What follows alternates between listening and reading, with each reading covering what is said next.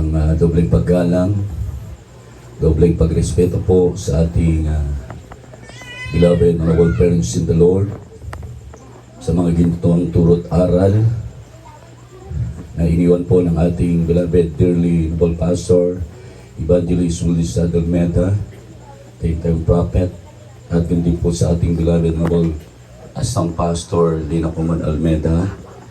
At nagpapabot rin po ako ng magandang gabi sa lahat po ng mga beloved children, Almeda family, sa aking mga co-preachers po, co-workers, sa lahat po ng nakikidalamhati at nakikiramay.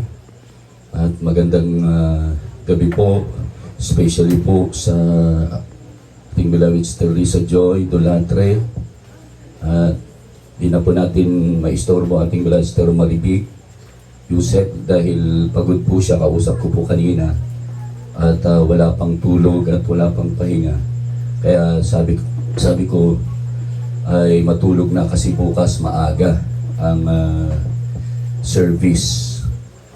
At papaabot rin po ang aking pasasalamat sa ating mga Panginoon, yung mga memories natin, sa ating pong beloved tatay.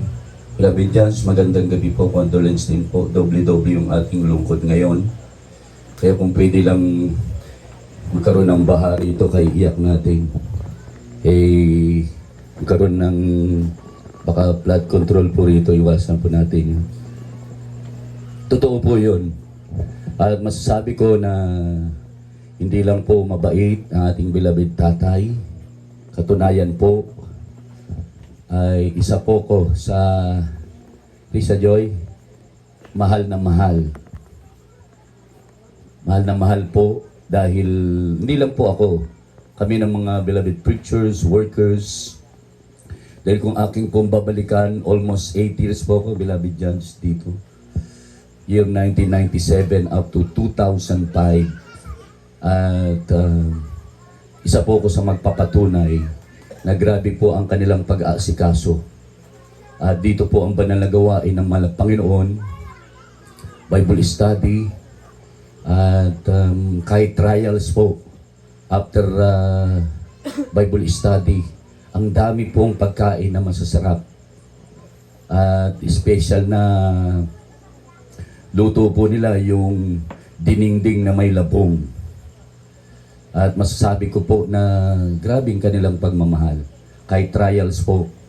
At after nga po ng gawain, hindi ko na po isa-isahin yung mga niluluto. Pero isa sa paborito natin, hindi lang diningding, may dinakdakan pa. Kaya kanina pagdating namin, Sister Risa Joy, naghahanap ako ng dinakdakan eh. Kasi hindi naman ako high blood. Kasi yun po yung isa sa namimiss natin sa kabutihan po nila. Nakita natin yung kanilang kainitan sa paglilingkod, kahit trials, talaga yung sakripisyo sa paglilingkod sa ating mga Panginoon. Kahit trials, dahil nung araw nag-aarkela, hati ang bayad, contribute, sulisip. Kung kulang, dadagdagan po ng church para makadul lamang po sa San Fernando, La Union. At namimiss natin yung tugtog ni tatay kahit na pagkatapos ng trumpet, naku, punong-puno ng tubig yung trumpet ni tatay. Pero kahit hindi niya naaabot yung tono, talagang para sa kapurihan ng ating mahal na Panginoon. Kaya pag na-assign po ko tuwing Bible study, beloved Judge, tuwang-tuwa ako. Sabi ko, mapapakain na naman. Makakakain na naman ng masarap. Kasi siyempre time na yon, beloved Judge, medyo trials. Siguro 70 pesos yung blessing namin. Siguro mataas na yung 150. Mga 1997. Dahil na-assign po ako, na-request po ako from Baguio to San Fernando, La Union. Tuwang-tuwa po ako. Na-assign po ako dito sa San Fernando, La Union.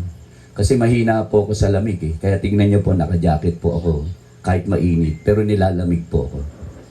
Kasi mahina po ako sa lamig. So nag-pray ako, Panginoon, hindi ko kaya yung lamig. sa Baguio. Yan, sila Kuya Sen. Di ba may heater tayo dun eh. May heater tayo dun. Si Kuya Nilo, pag hindi na kaya na yung heater sa sobrang lamig, nagkakape kami. Kaya pag solim na, kanya-kanyang ututan na. Kasi sa sobrang lamig, labas yung lamig namin sa tiyan. Kaya na-assign ako dito, tuwang-tuwa po ako. At grabing sakripisyo na ating mga kapatiran. Aguo, Aringay, saan pa ba? Tagudin, sa Tubao, saan pa? Pugo, Baknotan, iisa lang yan eh, wala pang, hindi pa separate mga gawain. Kandon, Paguli Saper, bumababa yung mga Kandon, Banayoyo, ano pa, Santa Cruz, di ba? Pati rin tayo Santa Cruz. Bilabid Judge, oo, yung Kudyamat family, ayun, kilala ni Bilabid Judge yun eh. Kaya hindi lang si tatay ang mga nagmamahal sa amin, marami po. Kasi nakita nila kung paano natin suklian yung mga kabutihan, kabaitan at pagmamahal po ng ating pong mga kapatiran. Ay, makasaksi po yan ng ating mga preachers po at mga beloved workers na after gawain, okay, may mga okasyon, pag nag-birthday si Teresa Joy, masarap pang pagkain. Yan, pagdating ni Sister Maribik, may handaan din. Pag si Beloved Judge nag-birthday, masarap din. Yan, kaya tuwang-tuwa kami, Beloved Judge, sila Kuya Richard. Bukas po si Kuya Richard darating po. Kasi may lakad.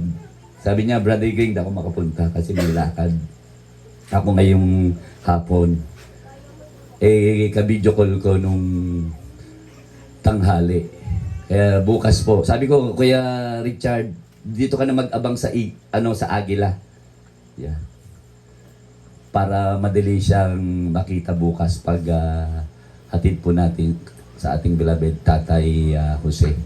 At biruan namin ni Tatay Jose, open tawag ko kay Tatay Jose.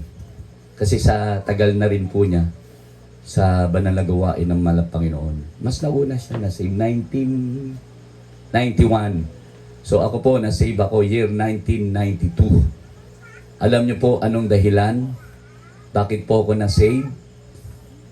Bakit po ako nakakilala sa ating Malang Panginoon? Dahil, Brother Joel, nabigo ako sa pag-ibig. Opo, napakasakit. Kung nasubukan nyo, sinagot kayo ng gabi, kinabukasan, break na. Dinibdib ko po yun. Totoo yun, Mr. Rizal. Hindi, nung hindi pa po ako Kristiyano, Beloved Judge.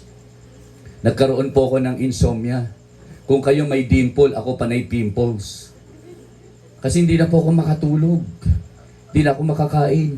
Insomnia, pagdating ng gabi, umiiyak ako sa kabiguan. Pero dahil sa ganung paraan pala yun ng Malang Panginoon para ako'y makakilala sa Malang Panginoon. So nung ako po'y nakakilala sa Malang Panginoon, sabi ko, ayoko nang umibig. Ayoko nang masaktan. Ayoko nang mabigo. Napakasakit, Beloved Judge. Maliban na lang si Judge, gwapo yan, walang problema. Kaya mahirap yung di ka gwapo. Kaya nung na-first love ako sa Malang Panginoon, sabi ko, ayoko nang... tama-tama, may rules and regulation bawal maligaw sa church, sa gawain ng Malang Panginoon. 20 years old po ako, nag-full-time worker. Na-first love ako sa Malang Panginoon. At sabi ko, hindi ko inasam, hindi ko hinangad maging preacher. Sabi ko, okay na to, tagabuhat ng Bible, tagabuhat ng anak ng preacher. Ayan, si Brother Eli Boy, ay, buhat-buhat ko po yan. Makulit pa yan At andito ating beloved ninong Warden Preacher Kuya Randing. Pagpunta kami sa mga outstation sa Tayabas, may picture tayo dyan, may patunay. Yan, si Brother Eli Boy, makulit pa nung yan. Yan. Kahit binubuhat mo, Pero ayan po, preacher na po sa banal na gawain ng Malang Panginoon. Pero ito'y pagpapala ng Malang Panginoon. maging manggagawa, dahil ang layunin natin, ang mindset ko nung araw, yung kapayapaan, yung masumpungan mo na dumating man sa atin yung tinatawag na kamatayan, hindi ka na mangangamba, hindi ka na matatakot na kung saan ka pupunta. Kasi sa ating nakagisnan saan kaya ako mapupunta? Sa langit, impyerno o sa purgatorio? Nung nalaman ko wala palang purgatorio, beloved Jans. Langit, impyerno lang pala. Nagkaroon akong takot. Pero ang naging way para ako'y makakilala sa Jesus Men Crusade International Ministry, itong kabiguan ko. At sabi ko, gamitin ako ng mahal ng Panginoon kahit tagahugas ng pinggan, tagalinis ng sasakyan, taga-surrounding, runner. Kasi runner, may receiving room sa pastoral house. Kaya pag inutusan kami doon, yung runner, tatakbo, bili ng suka, bili ng toyo, bili ng mantika. Kaya pag doon na, pupunta na si Brother Eliboy, bili ka raw mantika. Sabi ni Papa, aba, malaking boses po niyan, kahit bata Titingin kami kung nasaan. Ayun pala, andun. Kung maalala ni Brother Eliboy, siyempre, anak ng kami under observation as a trainee worker.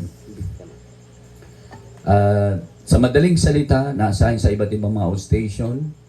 Kundi po ako nagkakamali, 33 years old po ako na nagpaalam para mag-asawa. Hindi po basta-basta. Nag-fasting ako, beloved Jans. 10 days fasting.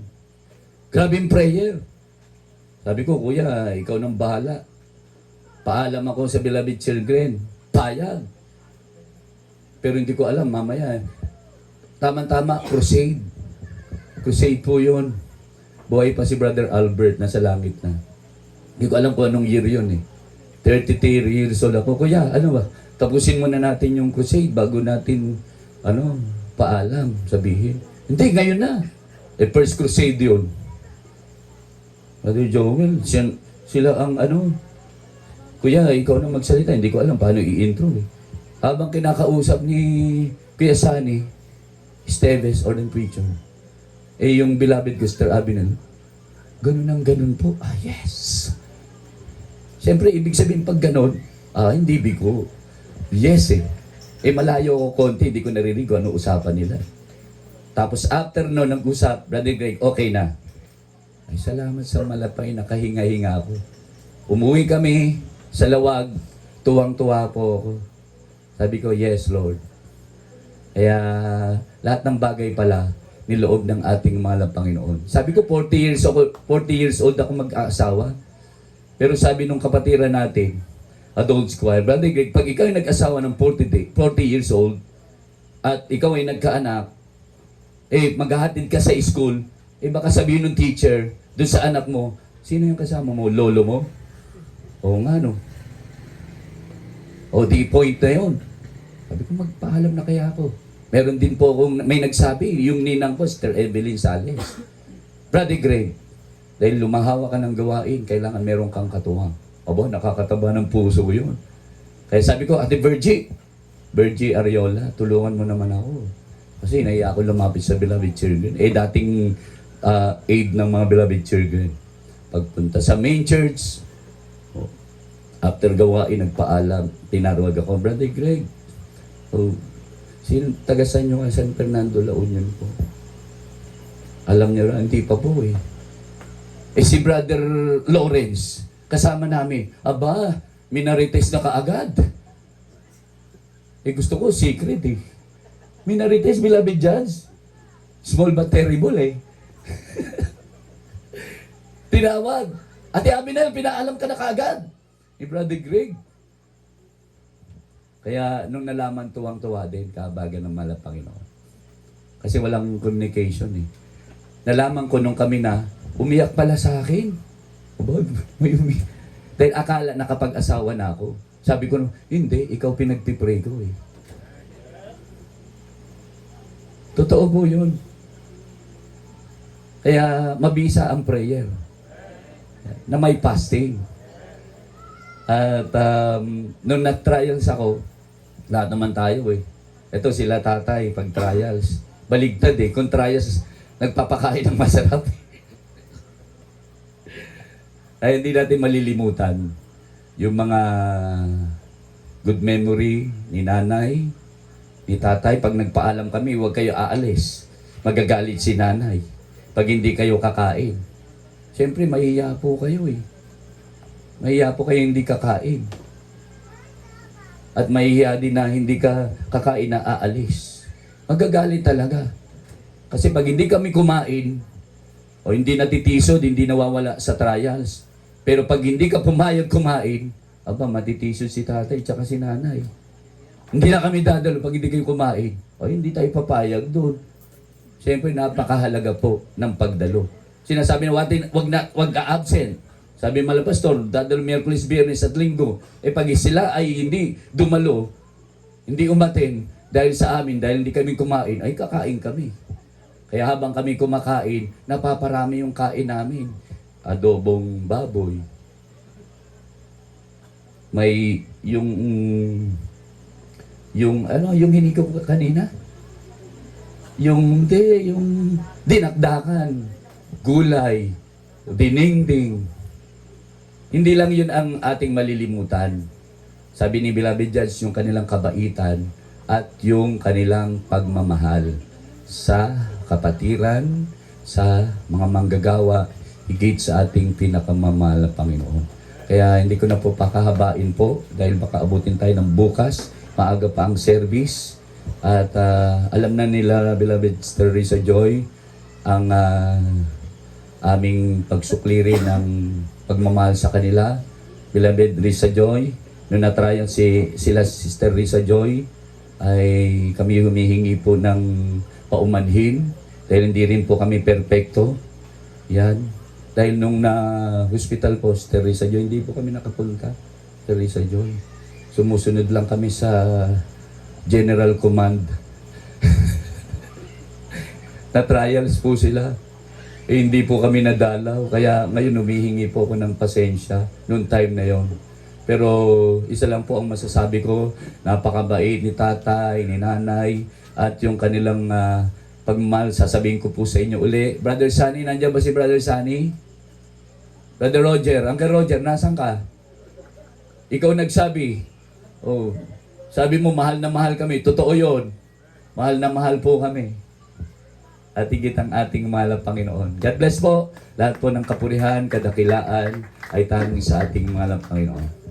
Praise the Lord, praise mahal na Panginoon. At God bless the beloved preacher, Brother Greg Peralta. At bigyan natin ng pagkakataon ng beloved preacher, Brother Sam Duayan.